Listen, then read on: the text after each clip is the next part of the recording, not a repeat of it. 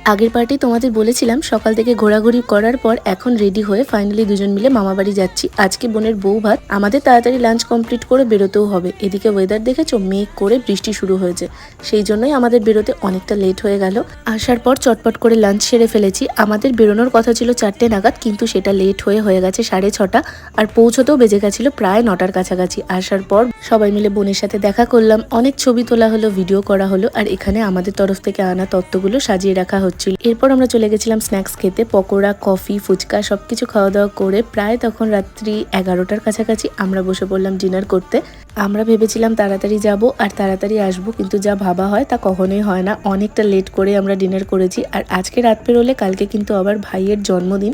আচ্ছা, মেনুতে কি ছিল সেটা তোমাদের সঙ্গে অন্য কোনো মিনি ব্লগে অবশ্যই শেয়ার করব। এখানে আমাদের সবাই মিলে একসঙ্গে বসে আড্ডা চলছিল আর প্রচুর ফটো তুলেছি, যেগুলো ইনস্টাতে পেয়ে যাবে। লং ব্লগগুলো চেক করতে ভুলো না। টাটা।